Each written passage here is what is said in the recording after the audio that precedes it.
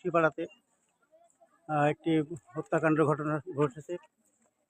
গতকাল দুপুরের দিকে ভাই ভাইয়ের সঙ্গে গণ্ডগোলের জের ধরেই বড় ভাই তার ছোট ভাই বাপ্পিকে মাথায় আঘাত করলে সে আহত হয় এবং তাকে মেহেরপুর 250 শয্যা বিশিষ্ট জেনারেল হাসপাতালে নেওয়ার পরে তাকে কর্তব্যরত চিকিৎসক রাজশাহীতে রেফার করেন এবং রাজশাহীতে আজকে সকালেই মৃত্যুবরণ করছেন। লাশ সন্ধ্যা নাগাদ মেহেরপুরের আমজুবিতে পৌঁছাবে। এখানে দেখছেন স্বজনরা রয়েছে, এখানে বিভিন্ন দূর দূরান্ত থেকে আত্মীয় স্বজনরা মরদেহ দেখার জন্য এখানে ভিড় জমেছেন মেহেরপুর সদর উপজেলার আমজুবি কুটিপাড়া গ্রামে। আমরা যেটা জানতে পেরেছি যে ছোট ভাই তার মা রেহেনা খাতুনকে, বাপ্পি তার মা রেহেনা খাতুনকে ধান মেলাকে কেন্দ্র করে আঘাত করে এবং সেখানে তার বড় ভাই কালু, মেজো ভাই কালু ছিল, সেই কালু সেটা সহ্য করতে না পেরে তার ভাইকে আঘাত করার পরে বাপ্পি আহত হন এবং বাপ্পিকে মেহেরপুর 250 শয্যা বিশিষ্ট জেনারেল হাসপাতালে নেওয়ার পরেই তাকে কর্তব্যরত চিকিৎসক রাজশাহীতে রেফার করার পরে রাজশাহীতে তার মৃত্যু হয়।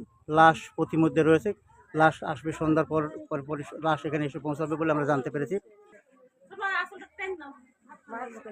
নিহত বাপ্পির মা রেহেনা খাতুন নির্বাক,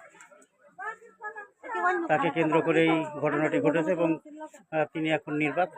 হ্যাঁ, বাপ্পি চর মেরেছিল কেন আপনাকে? মানে কি কারণে বলেছিলেন বেরিয়ে যেতে?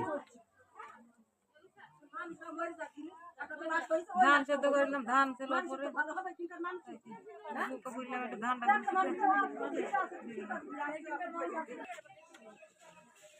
আপনারা শুনলেন যে বাপ্পির মা, তার বক্তব্য যে বাপ্পি ধান মেলাকে কেন্দ্র করে বাপ্পি তার মাকে একটি চর মারার পরেই মেজো ভাই কালু সেটি সহ্য করতে না পেরেই মূলত তার সংঘর্ষের ঘটনা কালু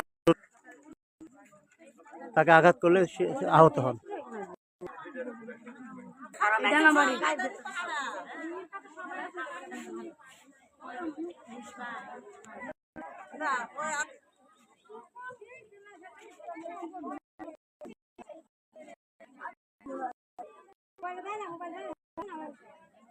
বিপুল মানুষ হয়েছেন।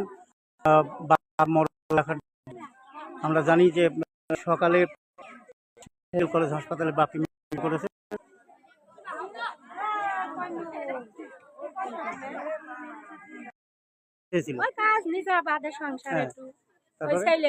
বড় ভাই একটু শাসন করতে যায় না, আগে কাটতে গিয়েছে ওই ছোট ছেলে বাপ্পি।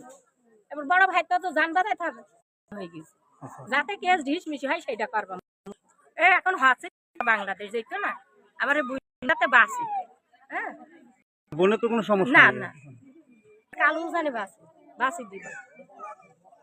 তাছাড়া সে মারা ইচ্ছে মারিনি, আঘাই লাগে গেছে কিভাবে। হ্যাঁ, ভালো ছিল না, বুঝতো না।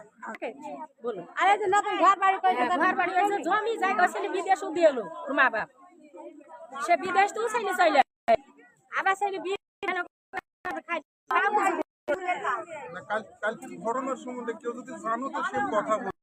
এই মাটাদের সম্পর্কে গ্যাঞ্জাম করে, একসময় গ্যাঞ্জাম করে দুজনে ধাক্কা মেশিন পড়ে যায়, ধরে নিয়ে যাওয়ার পরে মাথায় আঘাত আছে, ওরা বাইরে।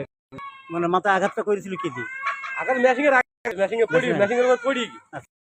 ধান মারা মেশিন ছিল ওই জায়গাতে, ধান মারা মেশিনের উপর পড়ি। ওই বাপ্পি তোর মাকে মেরেছিল এই নিয়ে গ্যাঞ্জাম না? বাপে বকাবকি হয়েছে, একটু মারামারির কথা তো শুনিনি, মেরেছে এটাও শুনিনি।